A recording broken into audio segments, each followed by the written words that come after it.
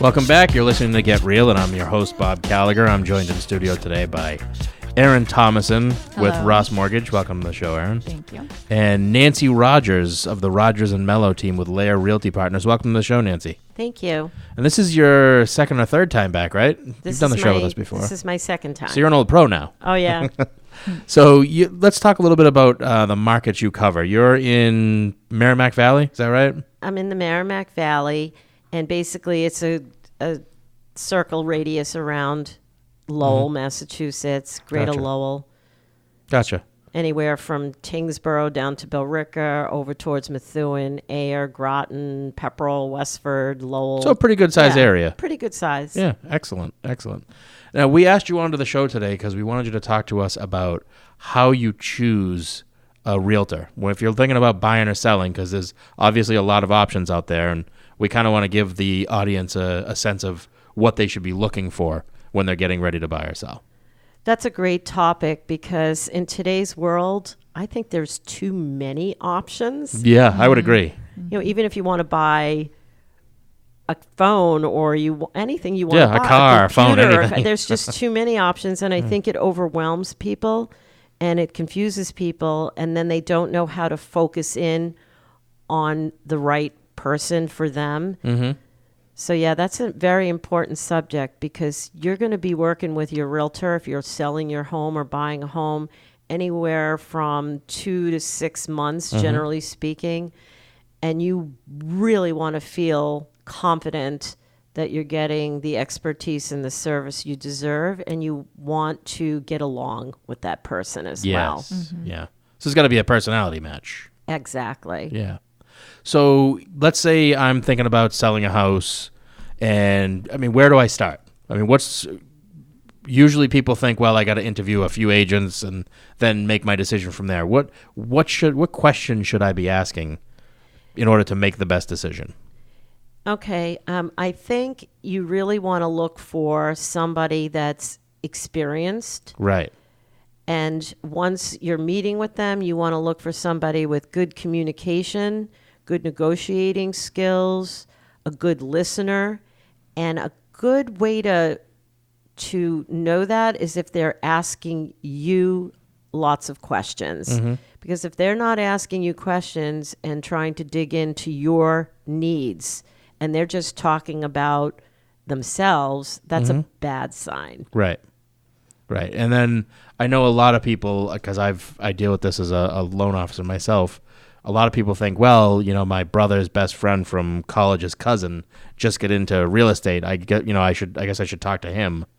Kind of give us some of the, things to look for if you're going to hire somebody new, like what you might be potentially giving up and what you should be looking for if your agent is on the newer side of things.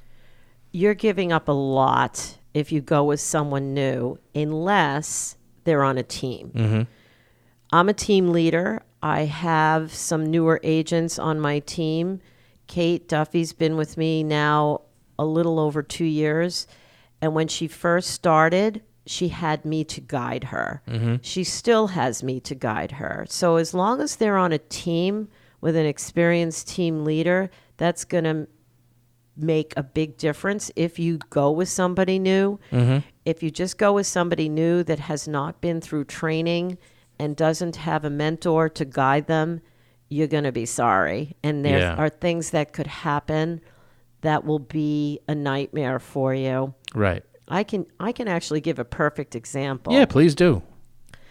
Kate, who's on my team, had a listing in Westford, Massachusetts, and she got an offer on it.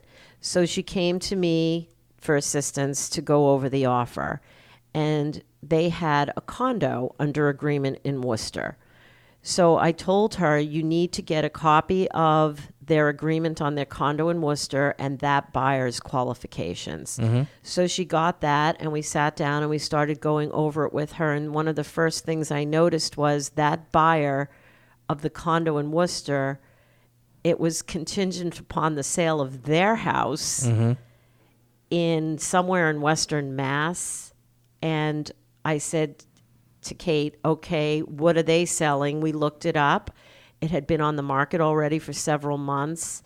And I said, no, That's a no-go. You do not want to tie up your property with that type of a domino effect. Just bad news for your client. So when she went back to the agent in Worcester, she found out that agent was new. And that agent, no way, no how, should have gotten their client, that condo in Worcester was on the market for 4 days. And he got them tied up under a contract with someone who has a house to sell. Oh, that's tough. They didn't know what they were doing. No. Really scary out there. You got to be so careful. Yeah. And that's the thing. There's really no substitute for experience. And it's not like any of us are knocking new agents. I mean, that's the lifeblood of any industry. You have to bring new people into it. But there's a way to do it if you want to be good at it and gain the experience you need to be able to help people. And the problem is I shouldn't say a lot. There are some new people that feel like, well, I got my license, I went to the class, I do my continuing ed, I don't really need anything else. But there's a lot to being an agent. A lot. More than I could even think of in my brain in one sitting on a radio talk show. But some of the big highlights are education is everything. It's not that difficult to get a real estate license. And the continuing ed classes are more about legalities of agency disclosure, lead paint laws. It's compliance stuff. It's not about skills. Stuff, right. Yeah.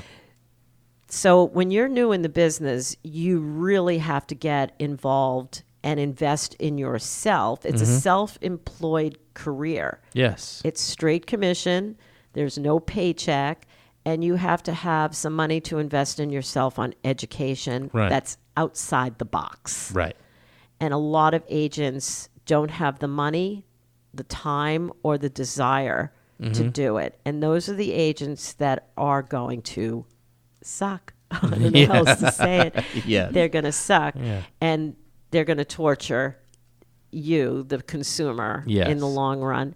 There's so much out there that I share with my team that they can go to for education. There's a ton of it out there that there's coaches, there's classes for how to market on Facebook and Instagram. There's classes on negotiating.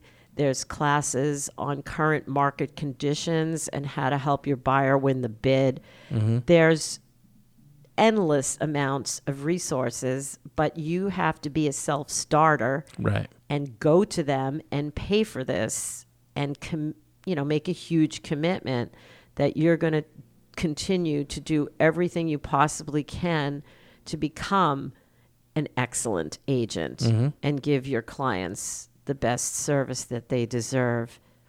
Right. So there's a lot to it. A lot. I mean, we're barely scratching the surface. Barely. And that's another thing, too. A lot of people think, well, if I'm going to list my house and give up whatever the percentage is going to be, maybe my focus should be on whoever is going to list it for the lowest commission structure. And a lot of times people don't realize what you're paying for isn't for somebody to put it in MLS. You're paying for somebody that's going to help you present your house in the best possible light, and somebody that's going to actually have the negotiation skills to get the price you want.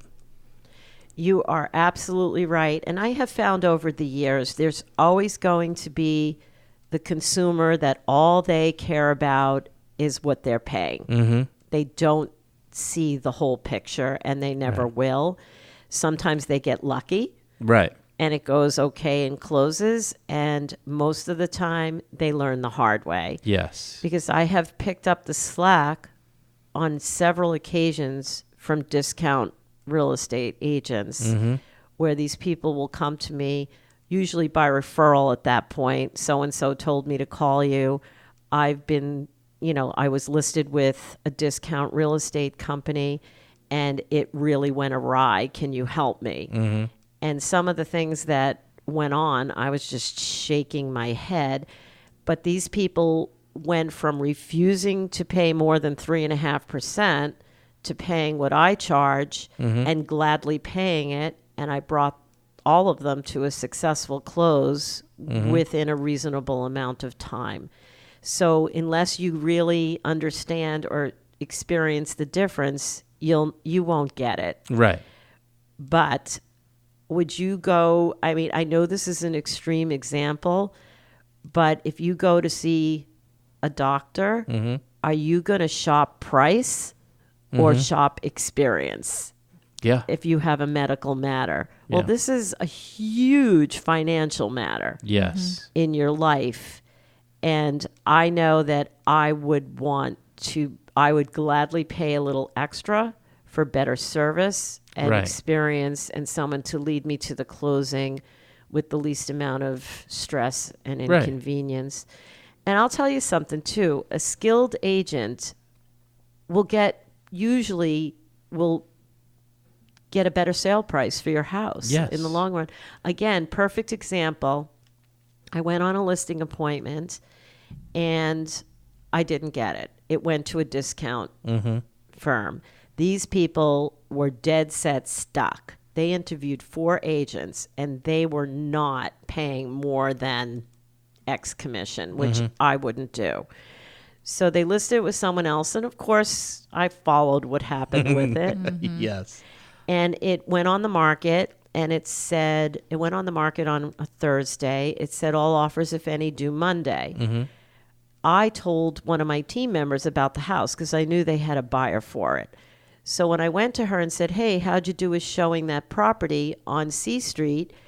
She said, it's already under agreement. I said, what do you mean it's already under agreement? It said all offers, if any, due Monday. She said, I called to show it the next day. And the broker said it's under agreement. So I watched till it closed. And when it closed, I saw that they received the asking price for the house. That house was worth more. If they let it ride through the weekend and did it with a skilled agent the right way, that negotiated properly for them, they probably would have gotten anywhere from $5,000 to $10,000 more for that house. For waiting a couple of days. Yes. Yeah. And I'm sure that agent just didn't care. Yeah. An offer came in and she said, take it. So they took it. Well, yeah. If you're already working at a discount, you don't want to put any extra time into it. Exactly. Yeah. So that's an example of getting what you pay for. And it happens a lot more than people realize. It does. I mean, it definitely is all about the experience. Yeah. I think you can shop at Marshall's, or you could go into Nordstrom and pay a little extra and be waited on hand and foot. Yeah. If you don't want to be waited on hand and foot and you don't care what you get for the house and how it's going to go down with negotiating skills, then by all means go with a discount agent. Yeah. But consumer beware. Absolutely. And then kind of switching gears to the buy side, especially if you're a first-time buyer, most obviously a first-time buyer not having been through it before, they don't know what the process is like.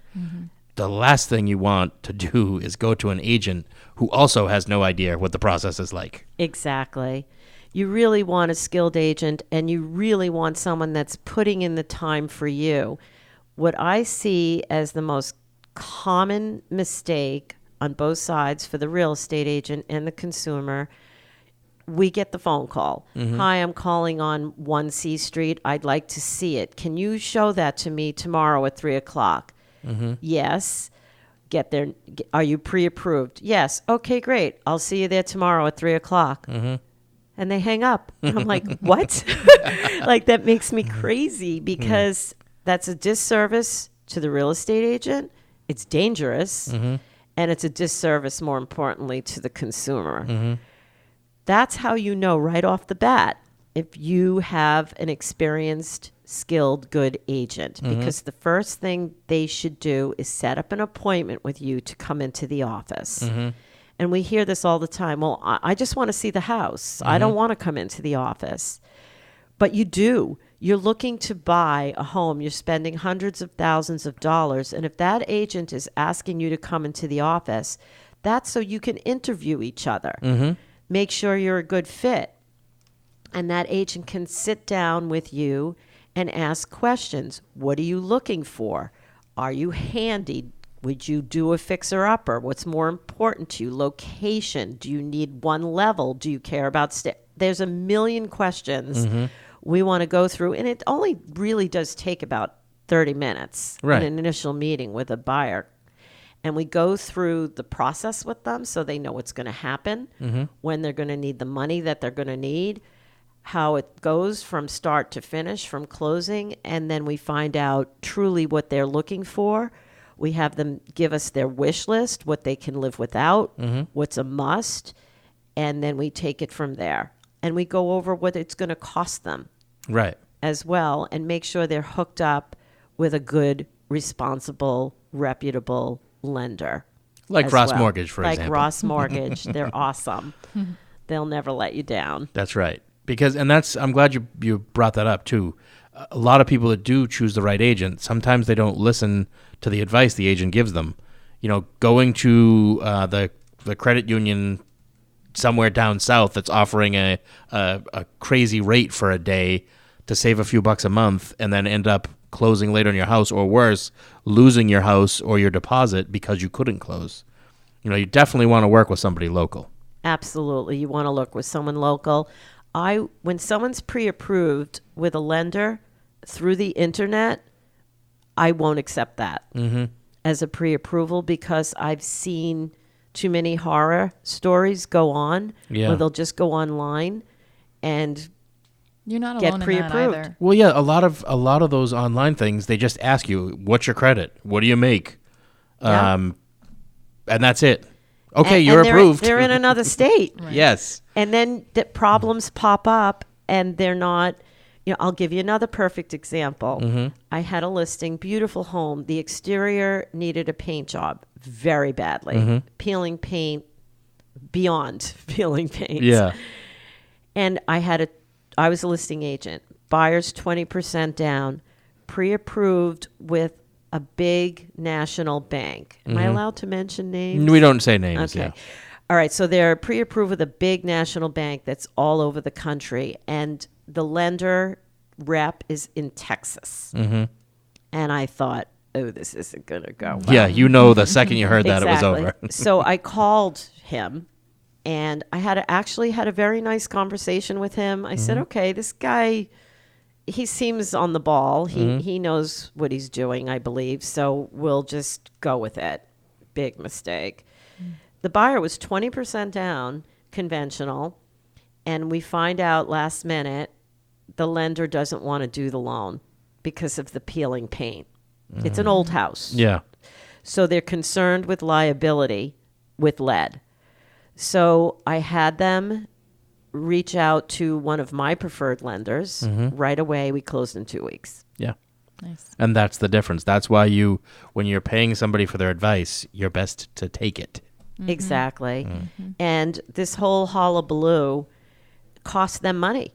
Yeah. They paid for an appraisal. They paid for an application. They lost time. We couldn't close on time. The new bank took over, did it as quickly as they could, and they did a great job. But it's just crazy not to go to a local lender. And the moral of that story really, truly was that in Texas, the underwriter, looking at the pictures of the house, the appraiser put in his report that it needed to be painted very badly. The exterior was in poor condition. And she's looking at the age of the home, 1890. She's in Texas. They don't have homes like that. No, they don't. So she recommended that the loan be denied. Yeah. Where a Massachusetts underwriter, a house built in 1890. It's not that uncommon. No big deal. Yeah. Right. No That's big like deal. maybe 10 years older than the average home. Right. Exactly. Right. Yeah. Well, thank you for joining us today, Nancy. I want to give out your contact info before we take a break. We're talking to Nancy Rogers with the Rogers Mello team at Lair Realty Partners. If you're thinking about buying or selling anywhere in the Merrimack Valley or Greater Lowell, you want to give Nancy and her team a call at 978-337-5227. Again, that number is 978-337-5227. I want to thank you again for joining us today, Nancy. My pleasure. Thank you. You're very welcome. We're going to take a quick commercial break. We'll be back with more Get Real after this.